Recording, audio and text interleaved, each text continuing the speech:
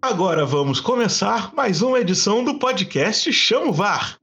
Esse é o 40º programa e essa semana nós vamos falar daquilo que está acontecendo no Santa Cruz, o sexto técnico em um ano. Isso mesmo que você ouviu, Bolívar foi demitido, mas hoje mesmo anunciaram um novo técnico, você vai saber disso aqui.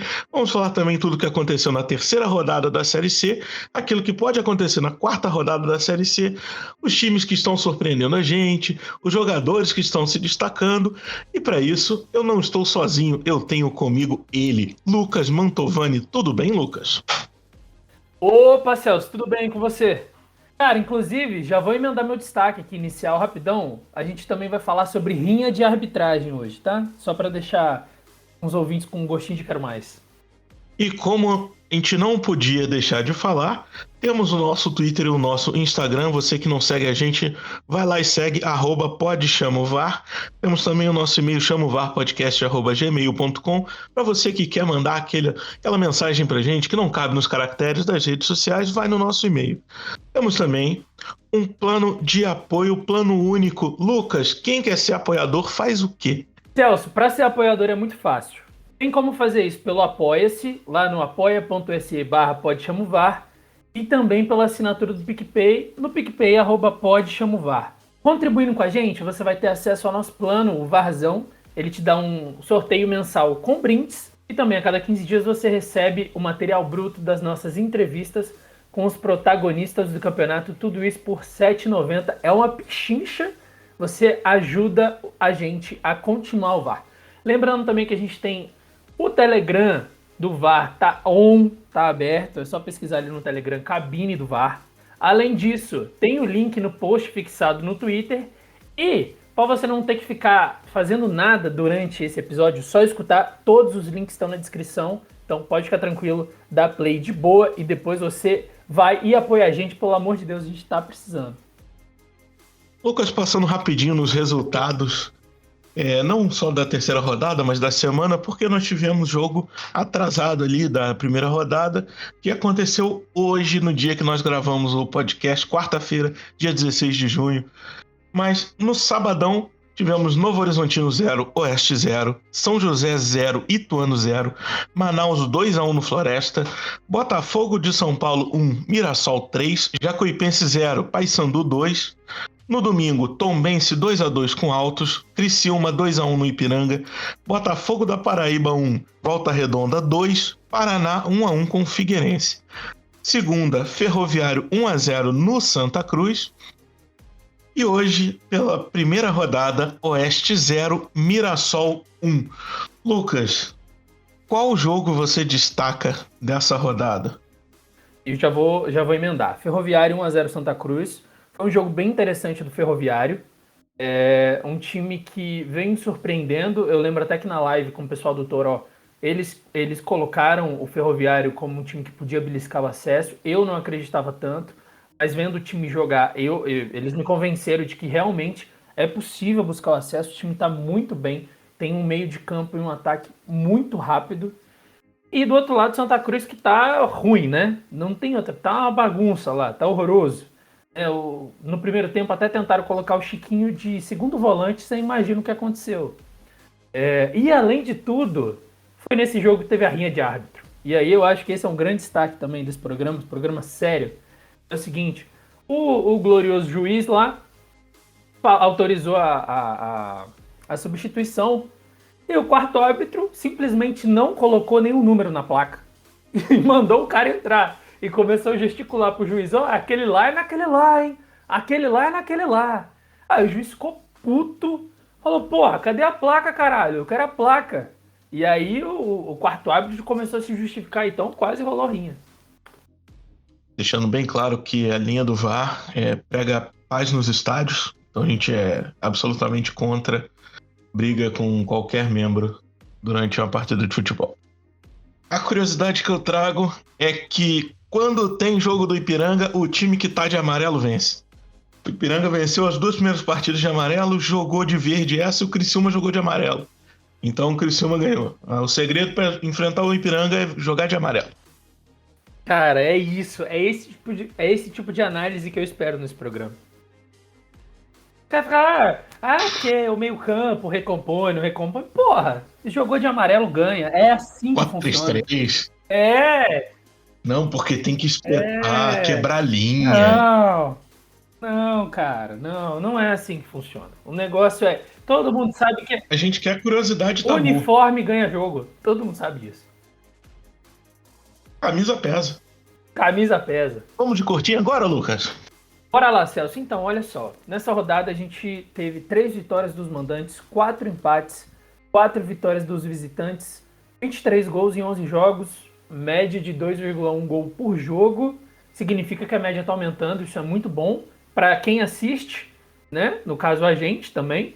E significa que o campeonato não necessariamente está aumentando em qualidade, mas pelo menos na média de gol está chegando nos outros, né? A semana passada eu falei isso, a Série C estava com uma média muito baixa de gols comparado a A, B e D.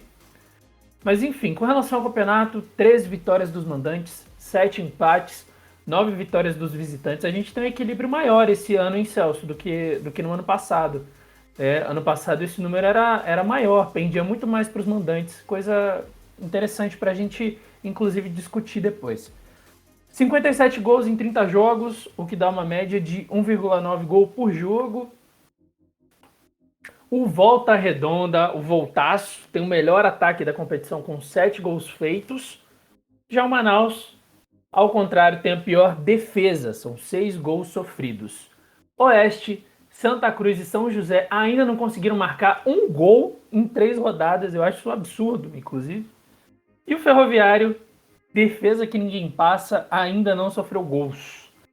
Vanilson do Manaus, Manuel do Altos e MV do Volta Redonda são os artilheiros da C, cada um com 3 gols. O Vanilson, que inclusive é o artilheiro atual da Copa do Brasil, e o Manuel, que é o artilheiro do Brasil no momento. Cara, Série C só tem craque. Ô Lucas, entrando agora nos assuntos da rodada, a gente vai falar de um time que a gente esperava até um pouco mais no início da Série C. A campanha, por enquanto, tá assim, bem abaixo da crítica. Foram 3 jogos com 1 ponto. Foi um empate, 2 derrotas. O que você tem a dizer desse início de temporada, esse início de campeonato da Jacuipense? Cara, Jacupa é aquela coisa, né? O Johnilson tem o trabalho mais longevo da Série C, aliás, do Brasil, tá na Série C. 3 anos e 10 meses, 3 anos e algum, eu não lembro exatamente a quantidade de meses, mas enfim, é o trabalho mais longevo.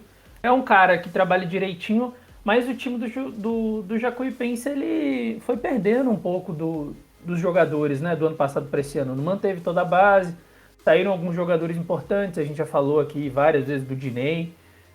E me parece que esse ano, e você fala muito sobre isso, né, com a falta do efeito Imperatriz, eu acho que o Jacupa deu uma caída no futebol e não tem mais ninguém para ser escorado. Então, é um time que corre um sério risco. E hoje a luta realmente é para ficar. Não, o Jacuipense, eu acho também que precisa muito abrir o olho, porque não, a gente não pode dizer que só a saída do Diney que fez isso com o time, porque foi um jogador só na frente. E o Diney não é aquele cara que vai fazer o time inteiro jogar bem, porque a zaga não tá bem, o meio não tá bem, o ataque não tá bem. Perder um jogador vai desmontar tudo? Não tem como. Então tem que abrir realmente o olho.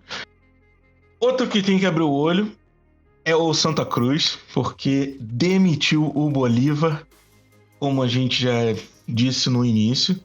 Bolívar, Lucas, ele fez 5 jogos. E adivinha quantos gols o time conseguiu fazer com ele no comando? Um total de 0 gols. Quase. Você errou por 1. Ah, droga. O Santa Cruz conseguiu fazer apenas 1 gol na semi do Pernambucano. No primeiro jogo, nas quartas do Pernambucano, foi 0-0 contra o Afogados. O time passou por 5-4 nos pênaltis. Na semi, tomou 2-1 do Náutico. Aí já pela Série C, toma 2-0 do Manaus. Não teve jogo contra o Floresta, porque aquele 0-0 não pode ser dito como um jogo. e esse 1-0 para o Ferroviário. Ô Lucas, você acha que é merecida essa demissão do Bolívar? Cara, não. Assim, na lata? Não, nem um pouco. O Bolívar teve 5 jogos, tudo bem que foram 5 jogos horrorosos em que o time não rendeu. Né? Se a gente pega ali, Patas do Pernambucano, 0-0, 5-4 nos pênaltis, passou. Semi do Pernambucano tomou de 2-1 do Náutico. Na primeira rodada da Série C, tomou de 2-0 do Manaus. Fora de casa. Em casa, na segunda rodada, empatou com o Floresta, um jogo horroroso do Santa Cruz. E na terceira rodada agora, perdeu do Ferroviário, também outro jogo horroroso. Agora, são 5 jogos do técnico. Lembrando que ele teve Covid, então ele não conseguiu nem trabalhar direito, né? Eu acho que a bagunça do Santa Cruz não começa pelo técnico.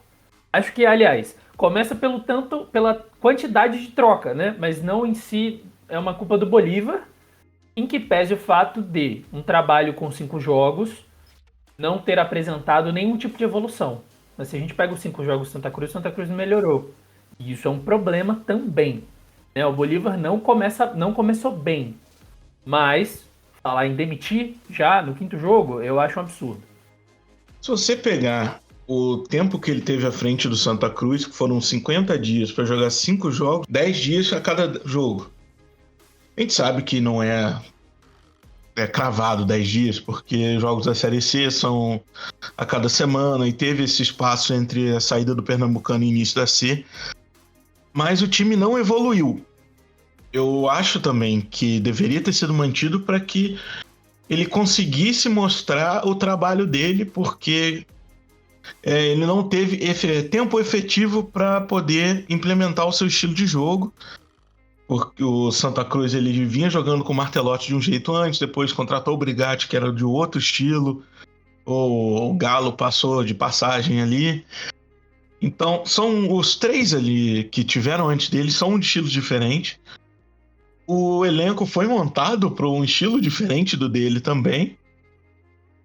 E quando ele vai ali, engrena, não tá mostrando um bom futebol mesmo, mas aí você vai e manda ele embora para trazer um outro treinador também diferente. Me parece ser só aquele estilo de diretoria que quer dar um choque no jogador para ver se pega no tranco. Não me parece ser aquela troca, aquela escolha planejada, pensando num futuro do clube, num bem do Santa Cruz. Parece que eu só vou trocar.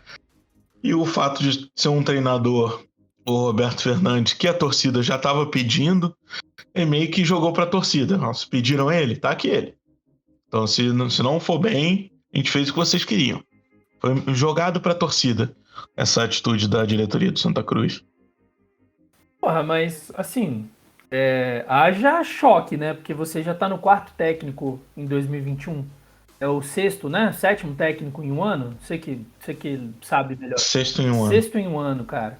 Então, assim, então assim, eu acho que essa ideia de choque, eu acho que isso acaba sendo válido, bem entre aspas, e às vezes realmente precisa. Numa, né? O time tá lá, tá mal, e aí você vai e troca o comando e ok. Agora, nessa frequência, e outra. Porra, você pega o Martelotti e o Brigatti, por mais que sejam estilos que são mais parecidos do que são diferentes, ainda é muito diferente, né? Agora, você pega o Bolívar, o Brigatti e o Galo, não tem nada a ver uma coisa com a outra. E depois o Itamar também, enfim, tudo bem que o Itamar não foi uma contratação dessa diretoria, né? Isso é uma coisa que a gente precisa deixar claro também.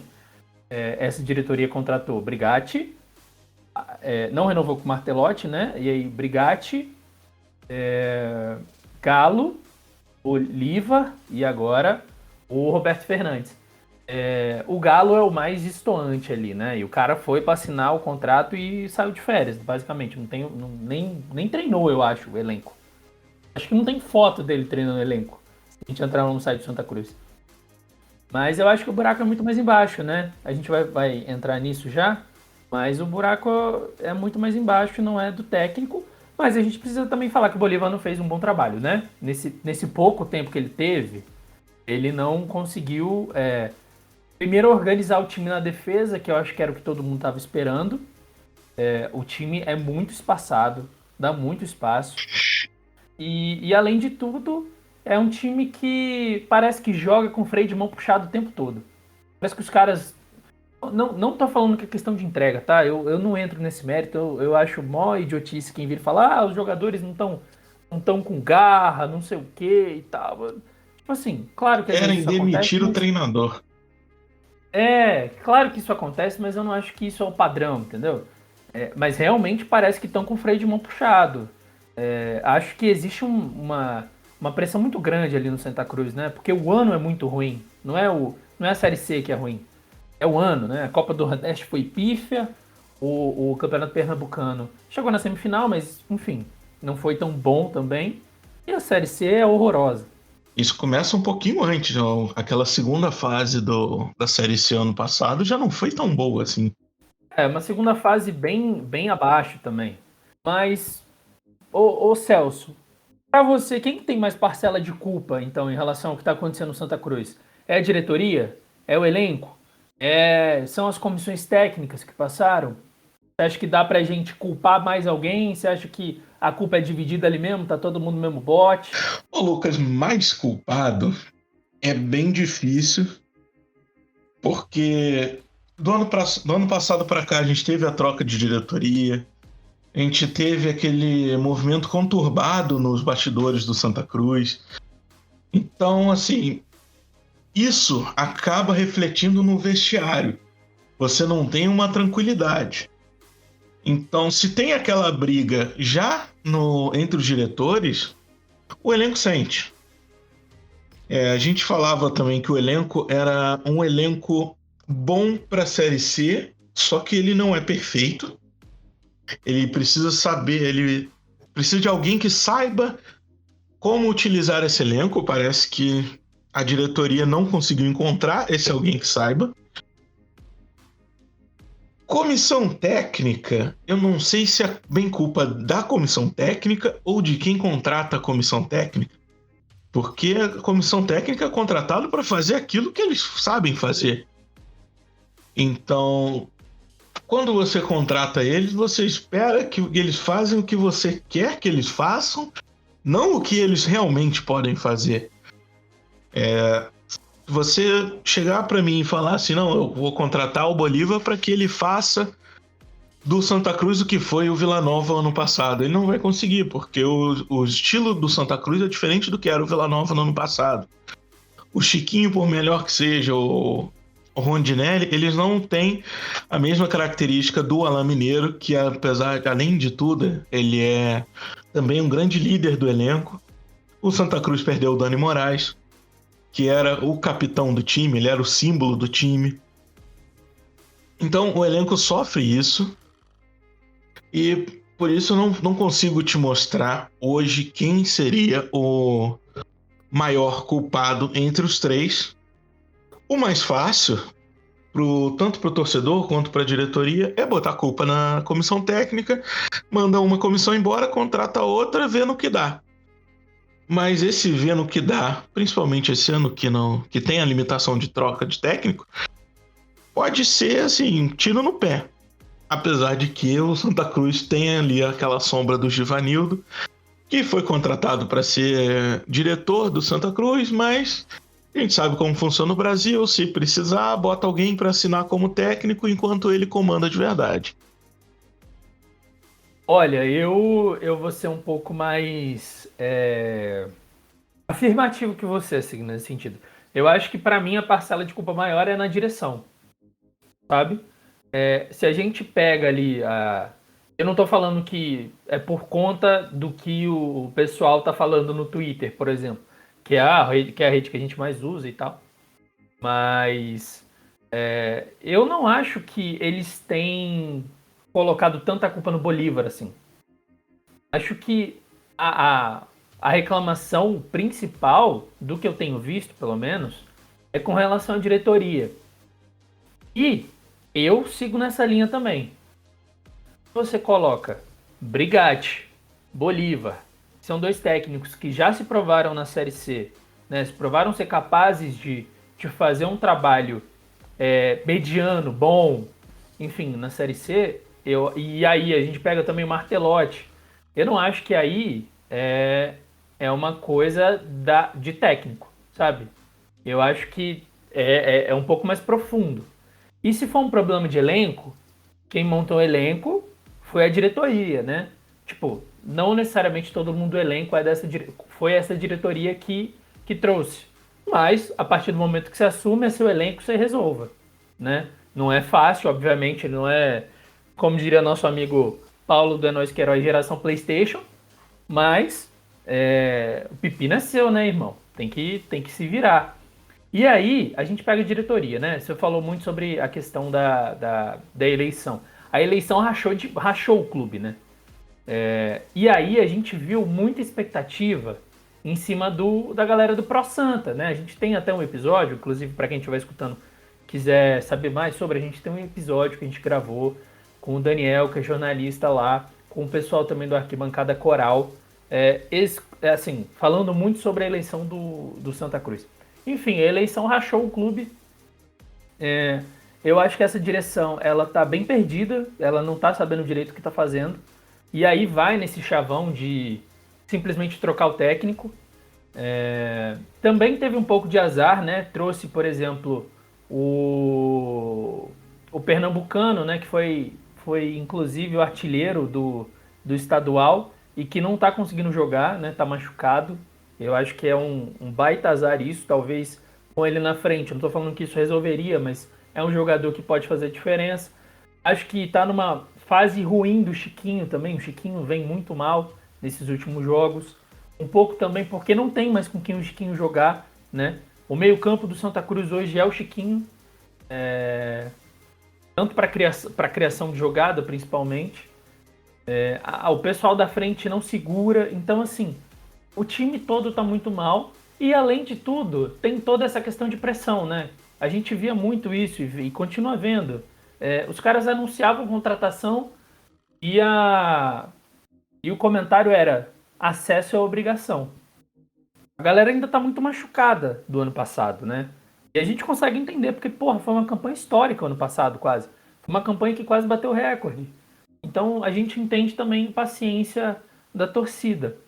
Mas eu acho que o ponto principal é a diretoria mesmo. Eu acho que essa diretoria precisa se organizar, porque senão, para mim, eles vão ser os responsáveis ou pelo não acesso, ou até, e eu não acho que isso é uma coisa que hoje possa acontecer. Eu acho que o Santa Cruz tem completa capacidade para reagir, mas existe a possibilidade, sim, se você pega esse começo, de uma queda, né? Não acho que é isso que vai acontecer, mas existe a possibilidade.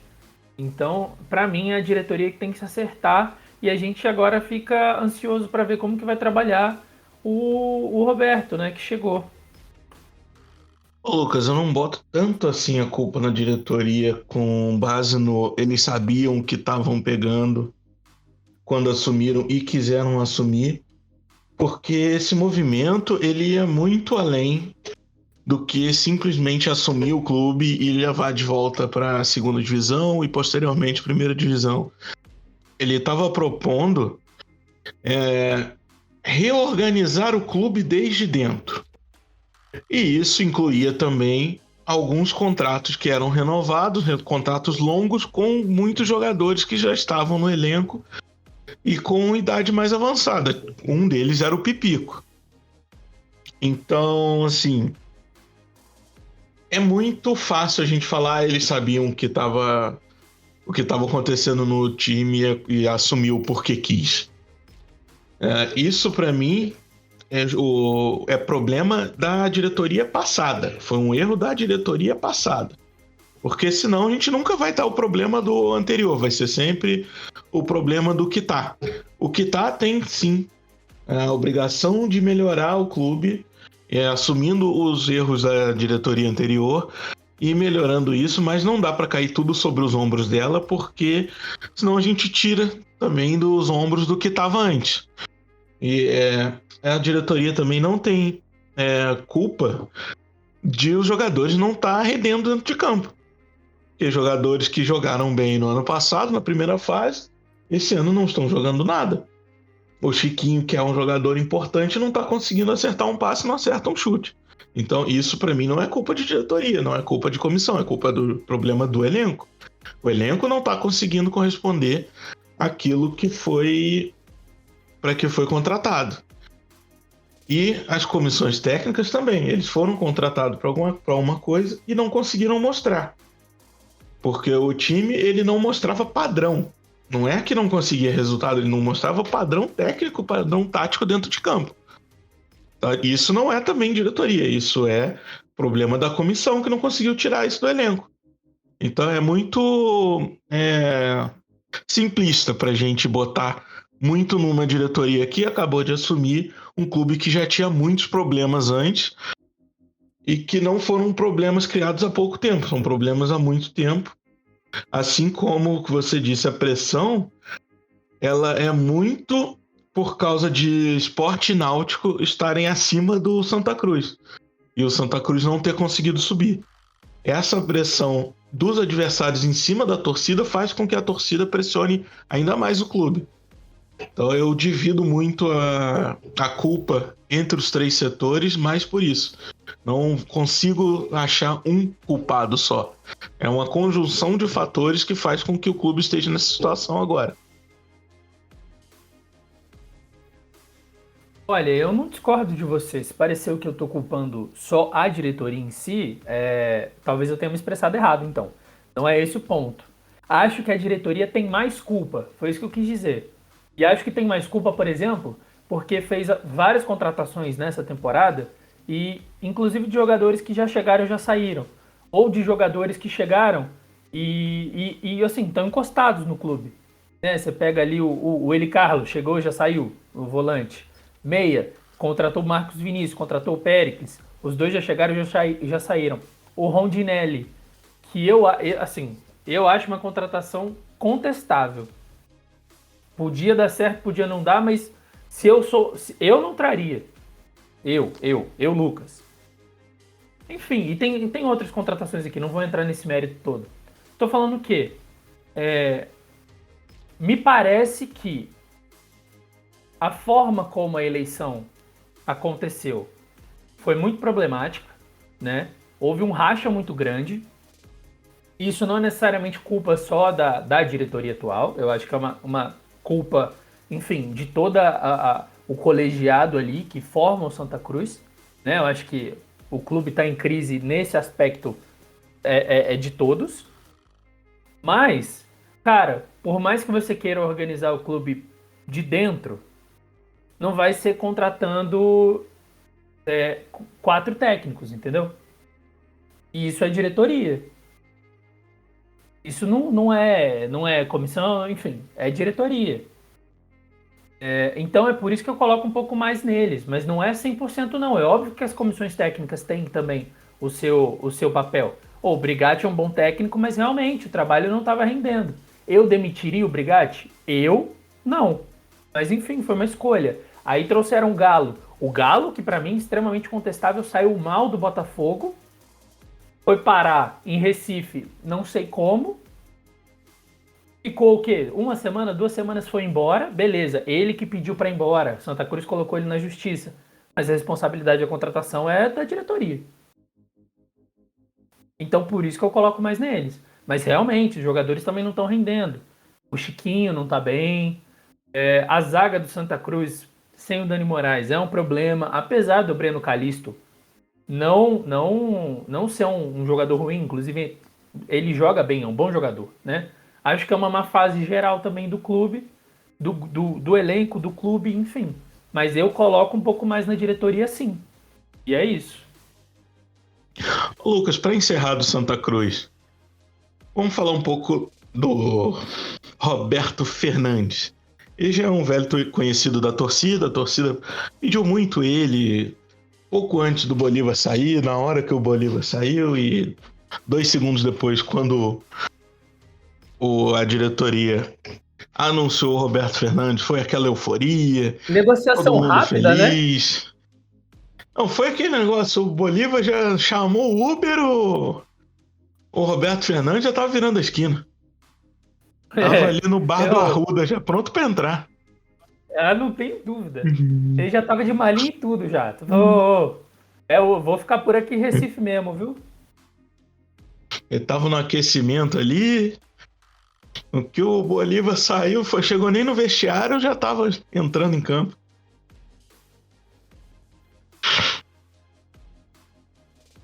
Mas a última passagem dele pelo clube foi curta, em 2018. Foram só 14 jogos, 6 vitórias.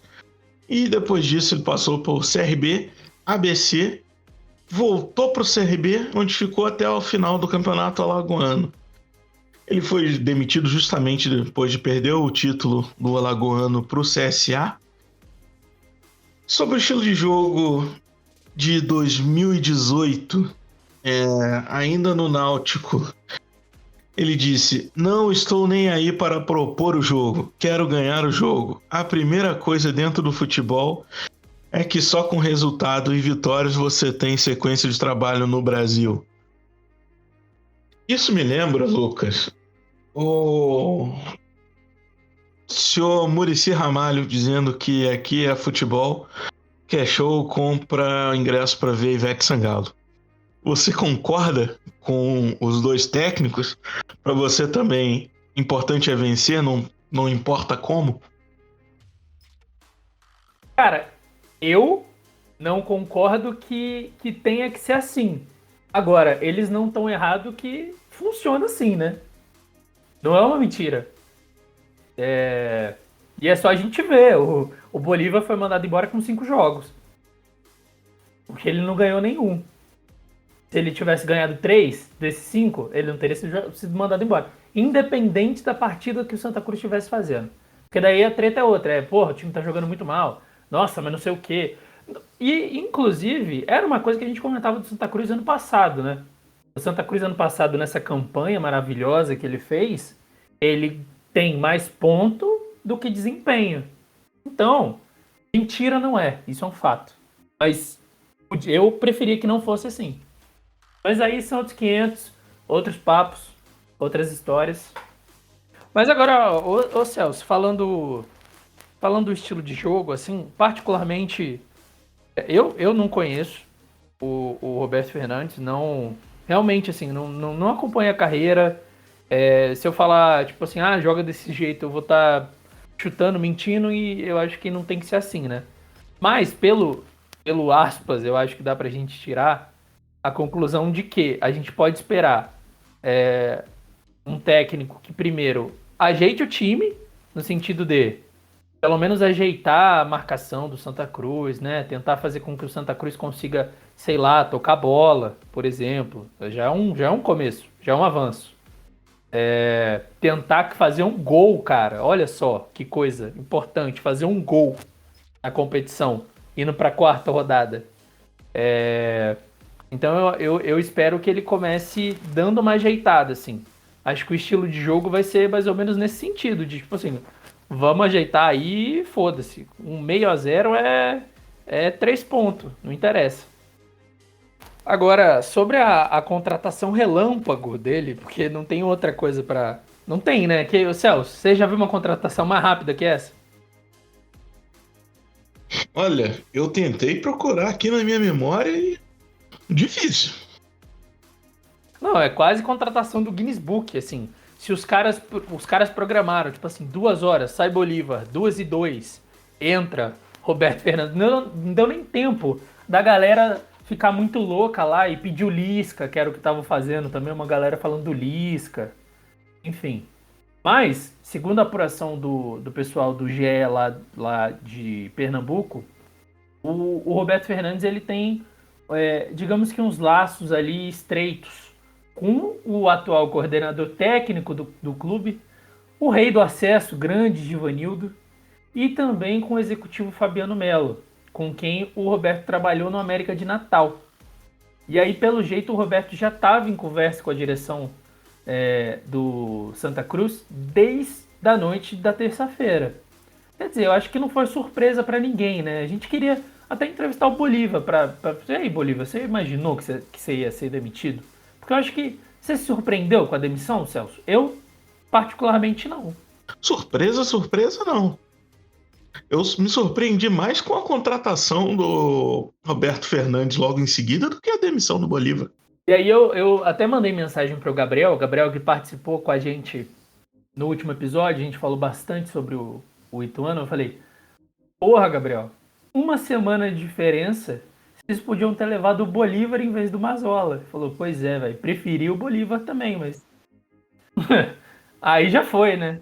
Mas você trocaria o técnico que não faz gol pelo que não toma gol? Cara, eu acho que a partir do momento que você comemora que não toma gol, isso é um problema, entendeu? Tudo bem, o Ituano, ele tomou uma goleada, tomou 4-1, tomou. Mas, porra, não é assim que funciona, né? Ah, muito bom, a gente não toma gol. Mas o Ituano tá na zona de rebaixamento, o Ituano precisa fazer gol. Na goleada ele fez gol, só que tomou muito mais. É, acontece. Agora, eu trocaria. Entre o cara que levou o Vila Nova ali pra segunda fase e o Mazola, com todo o respeito ao Mazola, inclusive. Quem é, né? Ah, no Mazola. Não, pô, não é assim também. Todo respeito ao Mazola. Mas eu prefiro o Bolívar, assim. Se fosse pra eu lá, executivo, eu no meu FIFA, contrataria o Bolívar. Eu, como técnico do Ituano, como diretor do Ituano, eu contrataria o Mazola mesmo. Eu prefiro não tomar gols do que não fazer gols. Lucas, vamos deixar de falar do Santa Cruz um pouco? Vamos pegar um voo ali de Recife, sair um pouco desse ambiente conturbado do Santa Cruz. Vamos falar de coisa boa, né? Coisa boa mesmo, aquela surpresa positiva do campeonato. Qual desses quatro, para você, Lucas, é a maior surpresa positiva desse campeonato? O Altos, Ferroviário, Floresta ou o Criciúma? Não, pergunta difícil, hein? Pergunta difícil porque é o seguinte, o Criciúma, eu acho que é a que mais surpreende pelo nível que tava, né? Tava assim, pô, caiu no estadual, velho. A gente fica falando isso toda vez, mas é porque, cara, estadual com 12 times, classificam 8. Classificam 8. Exato, e você cai, velho. Tipo assim, sabe? É complicado. E não é, sei lá, é o campeonato de Santa Catarina, com todo respeito ao campeonato estadual lá, não é dos campeonatos mais fortes do universo, né? O Criciúma tem uma camisa pesada, difícil. Mas eu acho que o time que tem mais me surpreendido, assim, presta. Porque justamente a gente não sabia o que esperar, né?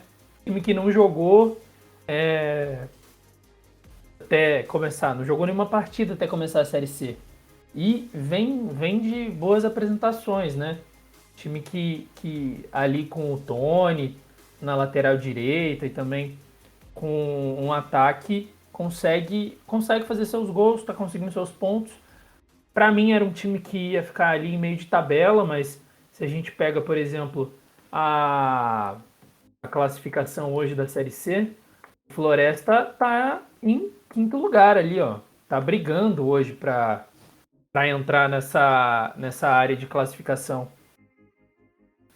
Então, para mim, é o time que vem mais me surpreendendo, assim. E com futebol que é gostoso de assistir, né? Para além de torcer e tal, para quem é torcedor, seja do Floresta, seja de outros times, pra gente que não torce especificamente para nenhum, né? A gente que abarca todos os clubismos nesse podcast aqui, é interessante, é gostoso de ver o Floresta jogar. Ô Lucas, eu meio que concordo com você sobre o Floresta. Porque para mim, quando a gente não tem uma base para poder se espelhar sobre o time, não dá para dizer que ele é uma surpresa, porque ele não jogou. Então, se ele tivesse mal, eu não vou falar, eu tô surpreso que ele tá mal. Então, por isso, até para manter a mesma linha de raciocínio, eu vou dizer que ele não pode ser uma surpresa por estar jogando bem, porque a gente não sabia como é que ele vinha. Então, eu só tiraria o Floresta ali, apesar de que ele tá jogando bem. Eu não acho ele como uma surpresa, porque a gente não tinha meios de comparar. Mas de Altos, Ferroviário e Criciúma principalmente é uma baita surpresa. Você já falou muito bem sobre o fraco campeonato de Santa Catarina, que ele conseguiu fazer uma campanha pífia nesse campeonato. É uma façanha você ser rebaixado no Campeonato Santa Catarina com um time como o Criciúma. Aí depois, quando a gente não esperava nada deles, eles vêm e estão fazendo uma boa campanha na Série C, então é uma grande surpresa. Ferroviário, eu já esperava ele como um bom time, brigando pelo acesso. Como você disse, a gente estava na live do Toró e eu coloquei ele como um dos times que estavam uma prateleira acima. Então, para mim, ele não foi tanta surpresa assim. O Altos, sim, o Altos é uma surpresa. Não esperava um bom futebol do Altos. Ele tá mostrando até um nível acima do que eu esperava dele. Cara, eu entendo o que você tá falando sobre Floresta, assim, mas aí é uma questão de expectativa, né? Era um clube que vinha da Série D, por mais que a gente tenha alguns exemplos de clubes que chegam da Série D para a Série C e conseguem continuar rendendo muito bem, a minha expectativa era de que o clube lutasse ali para ficar no meio de tabela. Não esperava um bom desempenho assim nesse nível e muito menos um bom futebol. Então acho que é uma questão de expectativa minha mesmo.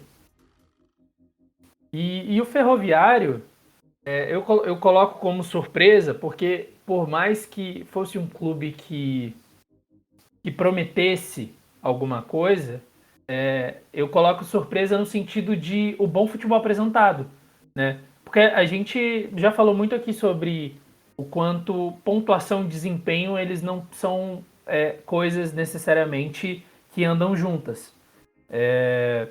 E acho que o Ferroviário ele tem conseguido fazer isso, né? Além de ganhar os seus jogos, além de liderar o campeonato pelo Grupo A, ele tem tido um bom desempenho. E aí é por isso que eu coloco como surpresa. Não esperava um time que tivesse tão bem acertado já agora na terceira rodada. Eu coloco até um outro time que não tá na pauta, que é o Mirassol. Que esperava-se muito dele no início da temporada. Terminou o estadual, teve aquele desmanche, então a gente não sabia como que vinha para a Série C o Mirassol. E nas duas últimas partidas, duas vitórias com bons jogos, 3-1 sobre o Botafogo fora de casa, e venceu também o Oeste por 1-0, fazendo um bom jogo. Então o Mirassol está se reencontrando e pelo desmanche que teve, eu acho que é uma surpresa positiva. Lucas, chegando no bloco 3, conta para os nossos ouvintes como que está o nosso incrível desempenho com os palpites das rodadas. Celso, é o seguinte, nessa última rodada nós dois fomos bem mal. Você foi mal, eu fui bem mal, na verdade. Você acertou 3 palpites de 10, chegou a 9 palpites corretos. Eu acertei só 1, cheguei a 8 palpites corretos. E o Gabriel, que participou com a gente no último episódio, acabou acertando 2 ali, tá no meio termo, separou a gente. É isso, né? Tamo mal. Começamos mal esse campeonato de palpite aí. Eu sei que o Gabriel ficou na média. Exato, o Gabriel ficou na média, fato. Mas vamos falar então dos jogos da quarta rodada, que começa na sexta-feira, dia 18, 8 horas da noite, com Tombense e Ferroviário, transmissão da TVN. Lucas, seu vencedor. O meu vencedor é um empate. Eu vou de Tombense. Sabadão, dia 19, 11 horas da manhã, Novo Horizontino e São José, transmissão da TVN. Eu vou de Novo Horizontino. Cara, eu vou usar aqui, eu vou de empate. 15h30, também com transmissão da TVN, Floresta e Botafogo da Paraíba. Eu vou de Floresta. Rapaz, eu queria ir de empate de novo, mas fica feio 3 inteiro de empate, né? Segue Mas seu tem muita cara coração. de empate. Cara, eu vou de empate. Tem muita cara de empate esse jogo. Às 17 horas, com transmissão do DAZN e da Band para o Norte, Nordeste, Paysandu e Volta Redonda. Lucas, o seu palpite. Cara, esse eu não vou falar empate, você vai ver. Vai ser o único que vai dar empate. Mas tudo bem. Eu acho que dá Volta Redonda. Bem, na live com É Nóis, você disse empate. Aqui você tá dizendo volta redonda. Você não queria se queimar com a torcida do Paysandu, é isso? Não, não é nem isso, não. É porque eu já dei empate em 3 jogos seguidos, entendeu? Aí eu não me sinto bem em dar um empate de novo. Porque eu acho que esse jogo vai dar Segue seu empate, coração. realmente. Não, eu acho. Segue seu coração. Eu acho que vai dar empate, mas eu vou colocar volta redonda porque eu já coloquei muito empate. Eu não gosto de colocar empate o tempo todo. Também às 17 horas, Ituano e Paraná, transmissão do DAZN e da Band para o interior de São Paulo. Lucas. Cara, quem perde é quem assiste, né? Vamos ser sinceros, esse jogo eu acho que vai ser ruim. Mas eu vou de Ituano, eu vou confiar no Mazola. Esse jogo eu acho que vai dar empate. Às 19 horas, Oeste e Criciúma, transmissão do DAZN. Eu vou de Criciúma e você, Lucas? Eu vou no Oeste. Domingão, dia 20, 11 horas da manhã, temos Ipiranga e Botafogo de São Paulo com transmissão da TVN. Eu acho que o Ipiranga joga de amarelo e ganha esse jogo. Eu acho que vai dar empate esse jogo, hein? Às 16 horas, também com transmissão da TVN, Altos e Manaus. Eu acho que dá Manaus. Cara, eu também acho que dá Manaus. 18 horas, horário do DAZN, Figueirense e Mirassol. Lucas. Eu vou de Mirassol. Eu acho que dá empate. Segunda, fechando a rodada, dia 21, às 20 horas, Santa Cruz e Jacuipense com transmissão do DAZN. Lucas, eu vou deixar você primeiro nessa, porque eu quero saber se você acha que o Santa Cruz continua perdendo, se o Santa Cruz vai conseguir sua primeira vitória e vai conseguir, assim, também o seu primeiro gol na competição. Cara, Santa Cruz, eu acho que consegue a primeira vitória, hein? Eu acho que ele leva esse jogo aí contra o Jacupa. Eu vou de empate. Não me assustaria se o Jacuipense fizesse um gol contra, entendeu? E aí o Santa Cruz ganhasse. Mas conta como gol do Santa Cruz também. Então, Não, na regra conta. Tudo bem que na regra conta, mas na entre a gente zoação aqui, que vai... foi o gol do Santa Cruz, né? Aí a gente vai ter O que... Santa Cruz ganhou sem fazer gol. A gente vai ter que mudar a estatística para Santa Cruz é um time que não fez gol com jogadores do próprio time. Ô Lucas, agora para terminar, eu vou falar as redes do VAR. Nosso Twitter e o nosso Instagram, @podechamaovar. Quem quiser mandar aquela mensagem que não cabe nos caracteres das redes sociais, vai lá no nosso e-mail, chamovarpodcast@gmail.com. E agora um recado para você, isso você mesmo, você que gosta do nosso trabalho, quer ser um apoiador, não sabe como? Ele vai contar para você como é que faz. Lucas, conta como que faz para ser um apoiador do VAR. Ô Celso, então, para apoiar a gente é muito fácil. Tem pelo PicPay, é só entrar no @podechamovar lá na assinatura do PicPay e também pelo Apoia-se, lá no apoia.se/podechamovar. Tem nosso plano, o VARzão de R$ 7,90. Pô, R$ 7,90, velho, valor assim, pequeno, ameno. Entendeu? E com esse valor você vai ter acesso ao nosso sorteio mensal com brindes e também a cada 15 dias você também recebe o material bruto das nossas entrevistas com os protagonistas do campeonato. A gente já entrou em contato com alguns jogadores aí, a gente está esperando sua confirmação, mas vem coisa boa por aí. Além disso, a gente tem o nosso grupo no Telegram que está aberto, é só procurar Cabine do VAR no Telegram ou entrar pelo link fixado no nosso Twitter. Mas além do nosso plano de apoio, você pode ajudar a gente fazendo o quê? Você pode ajudar curtindo nossas publicações, retweetando nossas publicações.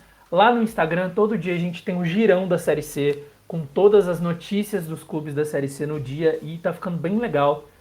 E, para além de tudo isso, a gente está procurando um novo integrante para o VAR. Né? O VAR, ele quer um novo integrante, a gente tá precisando realmente de ajuda também. Muito material, muito jogo, muita coisa pra gente fazer. Então a gente procura um novo integrante. Se você se interessa pelo projeto, entre em contato com a gente pelo e-mail. Todos esses links, né, lembrando, estão na descrição desse episódio, então tá tudo tranquilo. E de novo, cara, apoia a gente, R$ 7,90, valorzinho pequenininho, conteúdo maravilhoso. É isso aí, né, Celso? Então é isso aí, Lucas. Eu deixo aqui o meu abraço para você. É sempre um prazer dividir a bancada do VAR com a sua pessoa. Celso, tamo junto. Abraço pra você, abraço pra galera que escuta a gente. Pro pessoal da cabine do VAR também, deixar um abraço especial aqui. E é isso aí, né? Rumo à quarta rodada do campeonato. Vamos ver o que vai acontecer. Um abraço para quem está escutando a gente e até semana que vem.